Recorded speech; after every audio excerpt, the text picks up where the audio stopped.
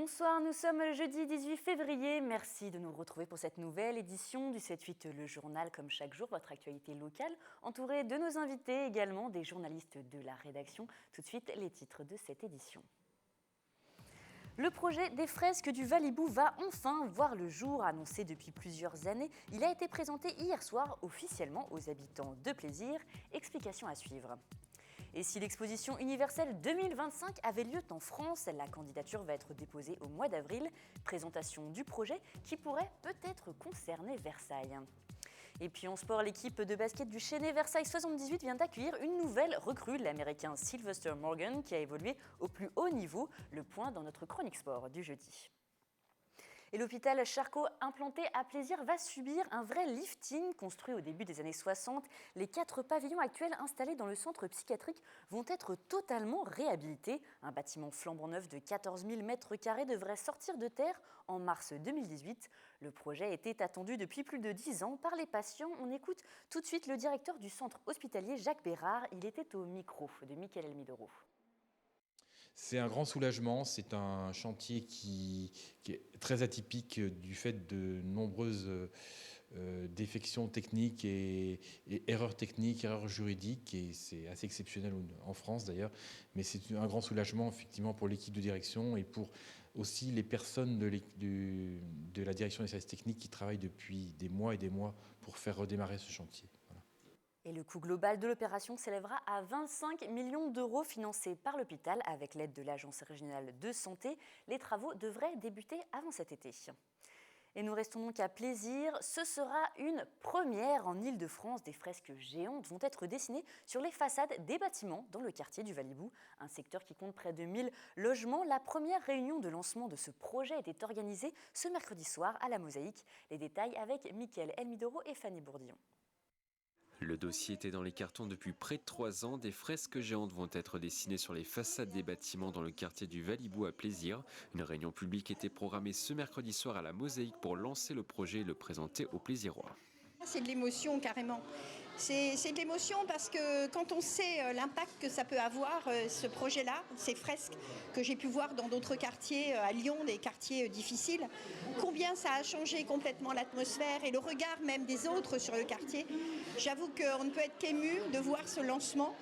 Ce projet, il m'enchante beaucoup parce que j'ai connu le Valibou d'avant et le Valibou d'aujourd'hui.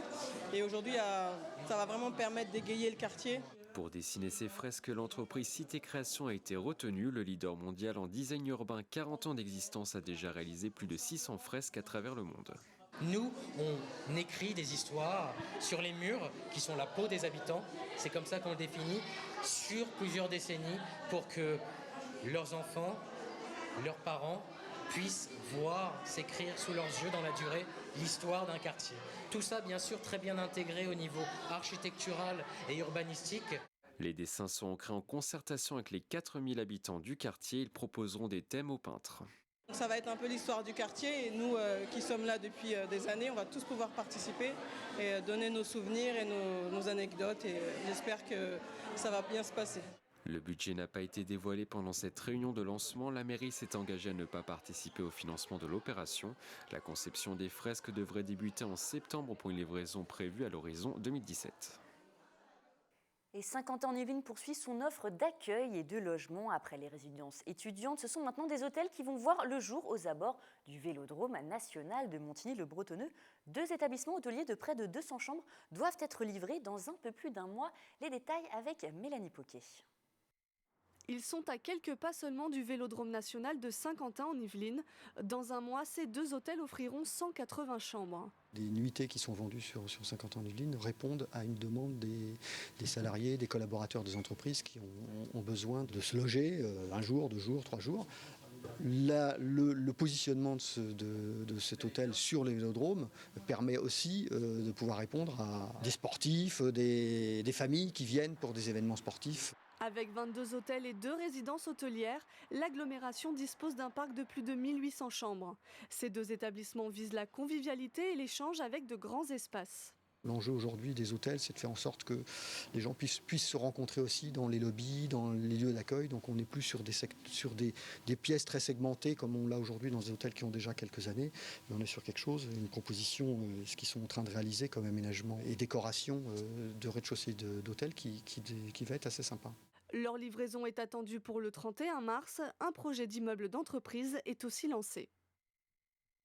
Et nous allons parler économie. À présent, nous recevons en plateau ce soir le nouveau président du réseau Entreprendre, Jean-Claude Robert. Bonsoir à vous et merci d'avoir accepté notre invitation. Alors, vous venez d'être intronisé, donc c'était hier soir. Vous êtes vous-même chef d'entreprise, vous dirigez un groupe de 5 sociétés dans le secteur de l'étanchéité de toiture et vous avez été un des membres fondateurs du réseau d'Entreprendre. Donc finalement, c'est une passation de pouvoir logique. Écoutez, oui, on peut le dire comme ça. Depuis 2008-2009, nous avons créé le réseau Entreprendre en Yvelines. Pierre Violot l'a dirigé pendant maintenant 7 années en tant que président fondateur. Et donc hier soir, il a passé la main. Et les administrateurs ont bien voulu me confier cette tâche. Alors, l'objectif du réseau Entreprendre, on va le rappeler, c'est donc d'aider les entrepreneurs. Effectivement, notre objectif, c'est d'aider des entrepreneurs avec comme corollaire la création d'emplois. C'est essentiellement ça qui nous intéresse. Pour aider ces entrepreneurs, on a un certain nombre de dispositifs, des prêts d'honneur qui leur permettent d'améliorer leurs fonds propres. Un accompagnement, c'est fondamental, ça leur permet de ne pas être seuls, d'avoir un véritable miroir avec eux. Voilà, ce sont les chefs d'entreprise qui sont à leur disponibilité. Pour être très concret, il y a vraiment un parrainage entre les entrepreneurs qui viennent rejoindre votre réseau et des chefs d'entreprise qui les accompagnent tout au long de leur progression. Exactement, oui. Le chef d'entreprise qui accompagne le lauréat, c'est comme ça que nous l'appelons, l'accompagne pendant 2 ans environ, une fois par mois. Un véritable suivi, c'est plus que du coaching, c'est vraiment un vrai partenariat. Alors, tous les entrepreneurs peuvent se faire accompagner par les entrepreneurs. Je crois qu'il y a une sélection quand même qui est assez rigoureuse. Oui, il y a une véritable sélection. Un créateur ou un repreneur d'entreprise, ça s'adresse aux deux types d'entrepreneurs, peut effectivement faire cette demande, doit présenter un dossier bien ficelé, comme on dit. Il est accompagné déjà dans la préparation du dossier par un de nos membres. Je rappelle que nos membres sont tous bénévoles, tous chefs d'entreprise. Et lorsque le dossier nous semble prêt, il peut passer dans un comité d'engagement qui va le valider ou non. Bon, quand on passe au comité d'engagement, la probabilité d'être lauréat est très forte. Alors quels sont un petit peu les critères de sélection justement ? Critère numéro 1, c'est la personne. On s'intéresse avant tout au chef d'entreprise. On veut s'assurer qu'effectivement cette personne sera à même de diriger son entreprise et de faire face aux éventuels aléas de la vie d'entrepreneur. Deuxième critère, l'emploi, c'est vraiment important. L'emploi dans les Yvelines pour ce qui nous intéresse nous. Donc voilà, est-ce qu'il va y avoir ou non création d'emploi ? Voilà, et est-ce que le projet nous semble viable ? Voilà, ce sont des critères déjà suffisamment importants, je crois. Donc il y a des prêts qui sont accordés, qui sont financés par vous en partie. Alors, ce qui est très, très important et ce qui vraiment fait la caractéristique de ce réseau, c'est qu'il y a des prêts, bien évidemment. On appelle ça des prêts d'honneur. Ces prêts d'honneur, essentiellement, l'argent nous provient de la Caisse des dépôts, de la région également, plus du département, malheureusement, puisque le département se trouve sans fonds trop importants à distribuer, on va dire. Justement, ça a été un problème, parce que là, les baisses de dotation sont tombées cette année. Ça a eu un gros impact pour le réseau Entreprendre ? Alors, pour l'instant, on va dire que l'impact n'a pas encore été trop important, mais il est certain qu'il faut qu'on trouve les financements pour poursuivre notre développement.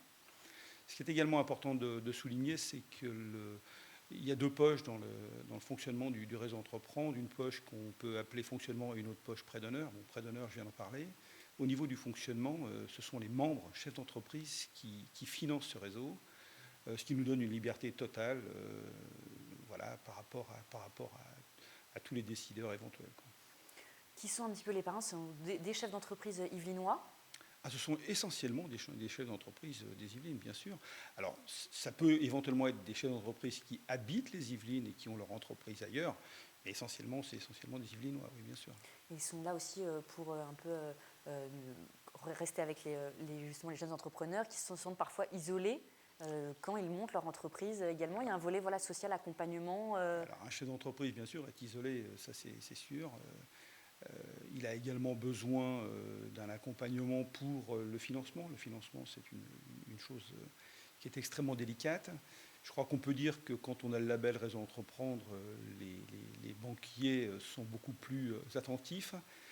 Nous avons d'ailleurs des banques partenaires qui, à partir du moment où on a donné notre validation, sont beaucoup plus enclines à aider. Alors si on fait justement un petit peu, par exemple, le bilan de cette année 2015, combien d'entrepreneurs avez-vous accompagné? Est-ce que c'est une bonne année? Parce qu'au vu de la crise économique, parfois on peut se demander est-ce que ça marche finalement? On peut dire que cette année, on a eu moins de dossiers à aider. On a aidé 14 dossiers en 2015. Oui, effectivement, je pense qu'on peut dire qu'il y a eu un peu de crise qui est passée par là. Le nombre de dossiers, le nombre de candidats potentiels se sont un peu réduits. Donc c'est pour ça d'ailleurs qu'il nous faut faire savoir que le réseau Entreprendre existe. Et voilà, tous les candidats potentiels doivent nous contacter. Alors justement aussi pour accompagner, vous cherchez aussi des bénévoles pour accompagner les entrepreneurs. Alors c'est le corollaire, bien sûr. Pour pouvoir accompagner ces lauréats, il nous faut des bénévoles chefs d'entreprise, si possible en activité. On a plusieurs types de bénévoles, bien sûr. On a des chefs d'entreprise, on va dire retraités, qui ont quitté la direction de leur entreprise.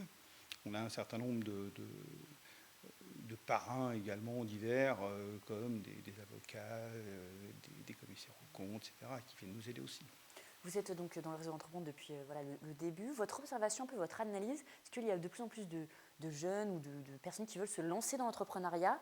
Ou est-ce qu'avec les dernières années, la crise économique, on observe peut-être un petit refroidissement, une petite réticence?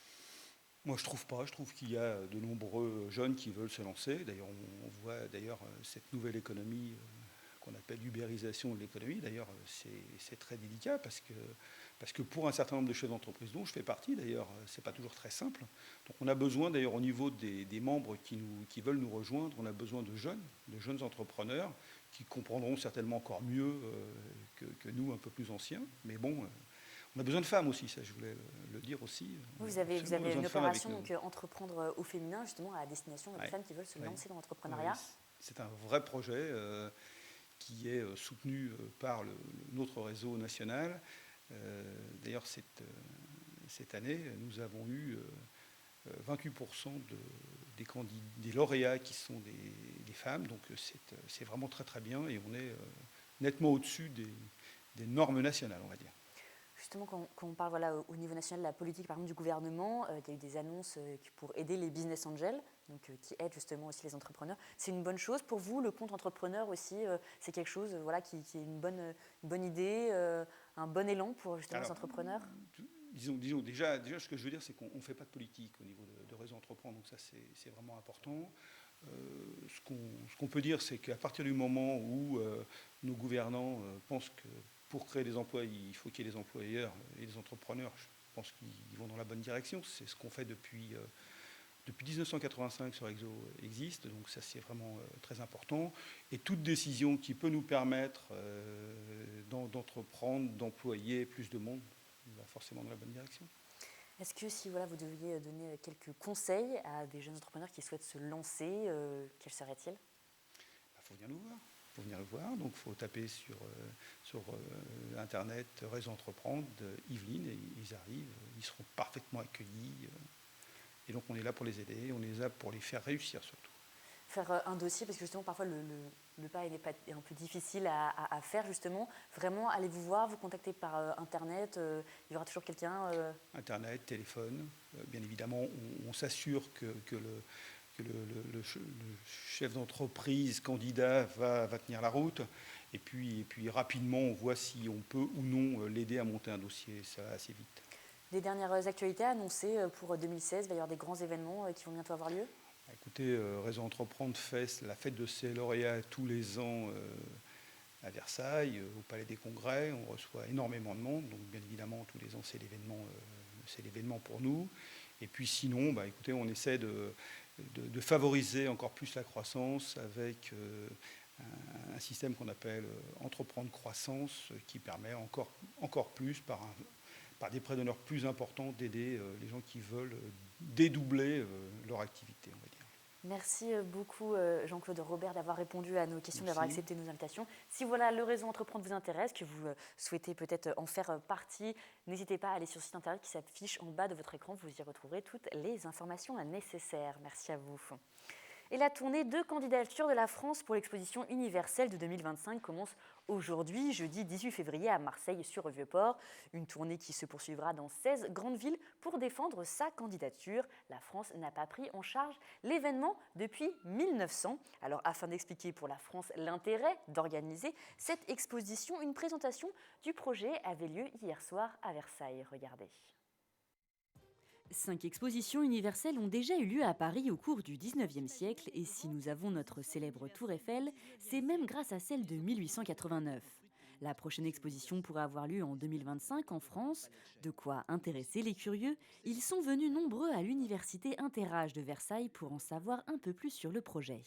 Une exposition universelle, c'est le monde entier qui regarde. Que ce soit de la beauté, l'intérêt, la culture, l'art, l'histoire et l'avenir. Depuis 10 ans déjà, l'association Expo France 2025 travaille sur sa candidature. Si son coût s'élève à près de 25 millions d'euros, les retombées économiques devraient aller au-delà des 23 milliards. Un événement d'ampleur qui attire entre 50 et 60 millions de touristes. Pas de construction hors norme pour cette édition, mais un village global installé au cœur du Grand Paris. Chaque ville de France pourrait également proposer un site. C'est un projet qui adresse l'ensemble du territoire français avec une centralité qui sera en Île-de-France, avec des sites satellites qui seraient dans les grandes métropoles françaises, et puis toute une série de parcours à travers la France pour que le visiteur puisse parcourir l'ensemble de nos territoires. L'ensemble du territoire français donc, mais aussi peut-être les Yvelines. Dans le concept qui est aujourd'hui présenté pour l'exposition universelle, il y a des villes qui vont être impliquées. Et c'est vrai que Versailles, assez naturellement, par sa réputation mondiale, l'histoire de Versailles, peut faire partie de cet événement. Le projet français devrait être placé sous le signe du numérique. La France déposera officiellement sa candidature dès le mois d'avril. Elle compte déjà parmi ses concurrents les Pays-Bas, le Japon et le Brésil. Et pour connaître le pays organisateur, il faudra un petit peu patienter. À l'automne 2018, les 167 États membres de l'organisation internationale auront à se prononcer par un vote, selon la règle un pays, une voix, sur la ville ou la région qui accueillera l'exposition universelle de 2025. Et nous recevons à présent sur ce plateau notre journaliste sportif, Mickaël Elmidoro, pour sa traditionnelle chronique sport du jeudi. Bonsoir Mickaël. Bonsoir Florane, je suis ravi de vous retrouver, c'est mon moment préféré de la semaine. Trop gentil. Aujourd'hui, nous allons parler de basket et plus particulièrement de l'équipe du Chesnay-Versailles. L'équipe qui évolue dans le championnat Excellence a fait signer un joueur d'exception au mois de janvier. Une signature presque improbable, celle de Sylvester Morgan. Le pivot de 2,06 m âgé de 32 ans a évolué dans le très relevé championnat universitaire à Georgia State. Il a ensuite parcouru le monde en tant que basketteur professionnel. Il a joué au Venezuela, au Japon, au Mexique, au Guatemala et j'en passe, un vrai globe-trotter. Et maintenant, il défend les couleurs du Chesnay-Versailles. Il nous explique son choix. Ma fiancée, Ma fiancée est française et j'étais blessé au genou. J'ai décidé de venir en France. Alors elle m'a présenté à Frédéric, le coach qu'elle connaissait. J'ai alors décidé d'essayer de rejouer. Le club n'est pas loin de chez moi et je connais l'entraîneur. Je pense que c'est une bonne situation pour jouer. On est tous très contents de l'avoir récupéré. Donc c'est vraiment une très belle opportunité pour nous parce que un joueur de ce calibre-là, à ce niveau-là, c'est très très rare en fait, ça n'existe pas. Et c'est vrai que j'ai eu la chance de pouvoir le récupérer et on est très satisfait de ce qu'il nous apporte. Sylvester Morgan est aujourd'hui l'un des meilleurs marqueurs de l'équipe. Il a notamment marqué 18 points à l'extérieur contre Melun. Il capte également une dizaine de rebonds par match. Il nous présente son jeu. Parfois, je joue avec beaucoup de puissance. Je suis une combinaison entre Kevin Garnett et des joueurs comme Tim Duncan qui jouent dos au panier. Je tire, je dribble et je passe la balle, ce qui fait de mon jeu un jeu unique. Je peux être scoreur quand on en a besoin et je peux être défensif, comme faire des contres. Qui est capable de marquer, capable de défendre, il contre. C'est vraiment quelqu'un qui gêne même, juste sa présence, ça gêne les attaquants adverses.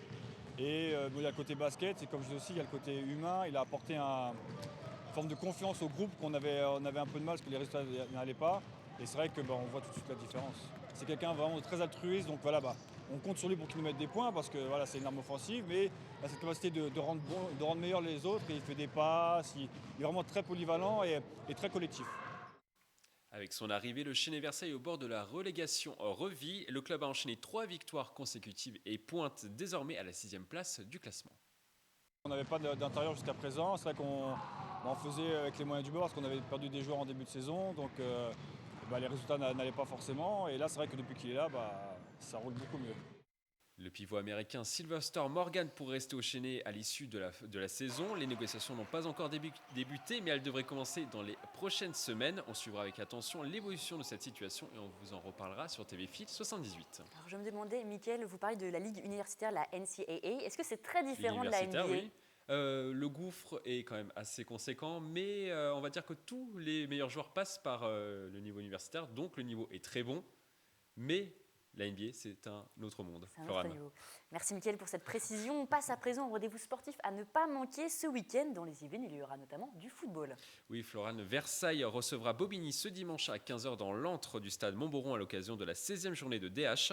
Les Versaillais occupent actuellement la 3e place du classement à 5 longueurs du 2e, les Mureaux. Une victoire pourrait donc leur permettre de recoller au 2e, mais attention, Versailles reste sur 2 défaites consécutives et les joueurs ne sont pas à l'abri d'une contre-performance.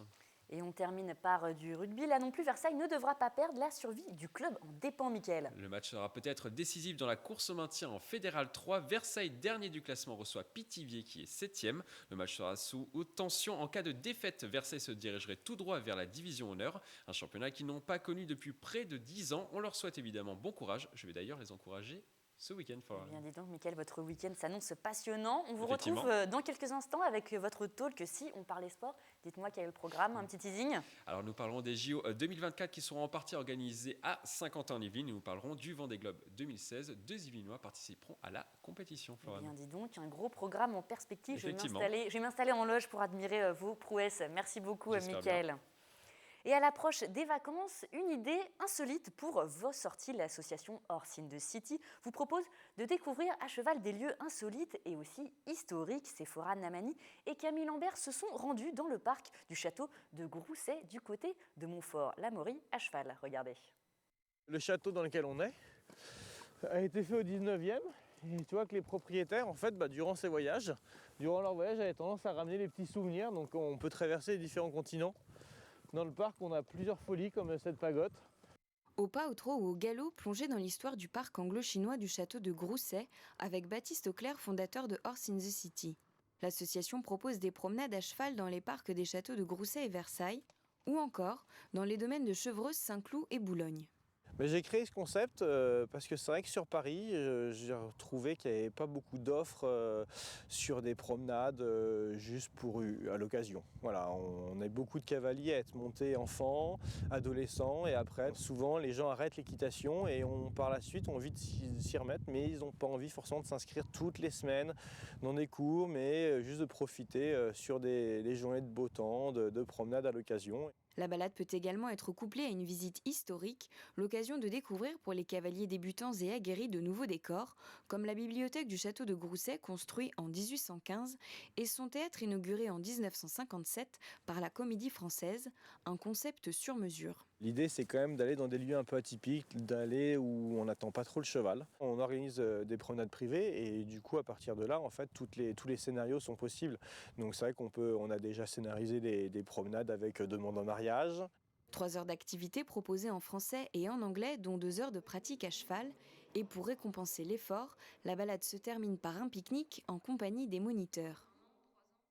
Et c'est la fin de cette édition. Je vous remercie de nous avoir suivis. Dans quelques instants à 19h30, vous retrouvez Mickaël Elmidoro et ses invités pour le talk show Si on parlait sport. Il vous l'a dit à l'instant, au programme les Jeux Olympiques 2024 et la course du Vendée Globe 2016. Demain, vous retrouvez Wilfried Richie pour l'essentiel de l'actualité de la semaine. Quant à moi, je vous retrouve lundi pour une nouvelle édition du journal. Je vous souhaite donc une excellente soirée et un très bon week-end.